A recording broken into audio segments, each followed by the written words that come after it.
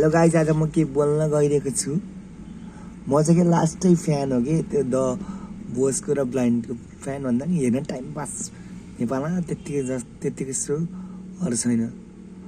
तर हेरेँ हेर्दा आज त लास्ट बोर काम नलाउने पत्रु पुऱ्याउनु। पहिला पहिला त्यस्तो राम्रै एकदम भव्यता लाउँथेन, फेक लाउँदै जाने बित्तिकै झगडा आएको ह्या गर्थ्यो। इन्डियाको जस्तो बिग बोसहरू जस्तो अनि अरू रियालिटी सो जस्तो त्यसमा चाहिँ तिनीहरूले त्यस्तो देखाउन सक्दैन। डाइरेक्ट मन पराएको तँ कस्तो जेप्पै जान्छ त्यही नि हेरिन्थ्यो। अहिले झन् यो लेक्सी म्यागिनी काण्ड र डिरेक्टर काण्ड पुरा भाइरल भयो। लेक्सी म्यागिनीले त आफ्नो युट्युब च्यानलबाट भिडियोदारी बनाएर टिजरदारी बनाएर भिडियोदारी हालिसके। तर यस्तो रियालिटी बेस फेक हुन्छ भने तिनीहरूले भन्नु पर्दैन। हामी सबैलाई थाहा भएको कुरो, डाइटरलाई पनि थाहा, सबैलाई मूर्ख बनाएको पनि थाहा छ। त्यो रमाइलो हेर्ने जाने हेर्ने हो। तर जुन थाला खायो त्यही थालामा छेर्ने जस्तो चाहिँ तिनीहरूले नि गर्नु हुन्थेन। अनि रोशन दारले नि पैसा दिन्छु भनेको भए चाहिँ दिन पर्थ्यो। 365 दिन यत्रो दिन झुलाइसकेपछि उसले भ्यू कमाइसकेपछि त्यो दिन पर्थ्यो। अनि त्यही कारणले भ्यू पनि घटेछ। अहिले त बोर लाग्छ, डाइरेक्ट गर्छ नि त्यही घरमा बस्छ नि, त्यही घरमा लोकेसन त्यही छ, वाक्कै लाग्दो केही नयाँ पनै छैन। बिहा थियो जे पाए त्यही तर ममा भन्यो अरे रक्सी खाएर हामीले नि गाली गरिदियौँ अरे। रोशन दारले मेरै घरमा पर्छ भनेर अनि तिनीहरूले त टिजर निकालेर गरे।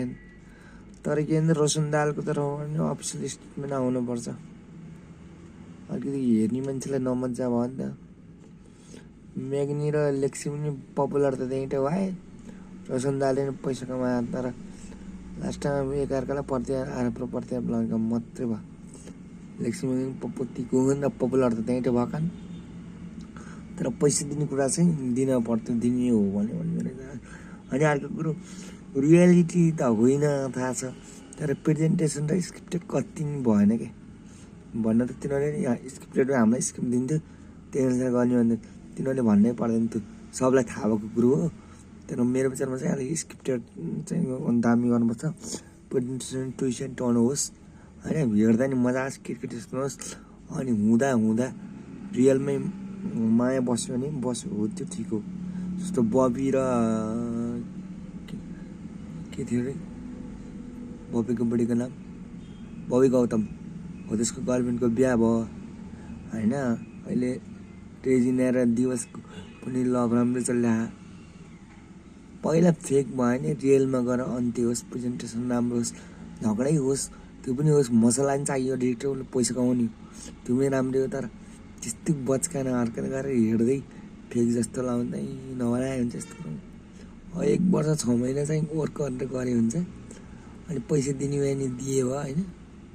अर्काको त्यत्रो समय खाएछ दिने होइन भने तिनीहरूले एकछिन माग्नु पर्दैन। तिनीहरू त्यत्रो पपुलर भइसक्यो, त्यहीँबाट त्यत्रो नाम साम दाम कमाए। तिनीहरू हुन्छ राजाको छुट्टी हुन् र झापा ढाका। तिनीहरू कता फेरि मलाई गोल्डेगर जस्तो लाग्छ। त्यहाँ जो छ नि खालि पैसाको कुरा आँट्दै जाने। तिनीहरू फेरि झापा ल्याउने त पुरा गोल्डेगर हुन् जस्तो लाग्छ। किनभने तिनीहरूले के अरे रोसिका छ नि पैसा मागेर खाइरहेछ। पछि रोसिकाले भन्थे मैले कतिलाई सहयोग गरेँ भनेर। डक्टरको नि त्यसले सुरै झाप्पारेको त्यो थाहा छ। अनि रोशन दालले नि दिन्छु भने त दिनै पऱ्यो। होइन भने त त्यत्रो पपुलर बनायो हुन त। म्याग्नीको त घाटा लाग्यो हुन्थ्यो, कसैको काम हुन्छ नि त। जस्तो सरिनलाई घाटा लाग्यो, पाउन नि पाउँदो रहेछ। लेक्स म्याग्नीको भिडियोमा हेरेको भन्थ्यो क्या के अरे भन्थ्यो कि तिनीहरूले 1 वर्ष घाटा लाग्यो भनेर। त्यो पनि होला। अब यस्तो त्यो तिनीहरूले यस्तो विवादको कुरा गरेर फेरि कार्यक्रमलाई बदनाम गर्न भन्दा त्यत्रो पपुलर बनाएको मेरो चाहिँ अब चुप आएपछि हुन्छ। रोशन दालले नि एउटा आफ्नो अफिसियल स्टेटमेन्ट चाहिँ दिनुपर्छ हामी दर्शकहरूको लागि। आज म आफ्नो भनाइ यति राख्दै बाई भन्न चाहन्छु है गाइजहरू, बाई।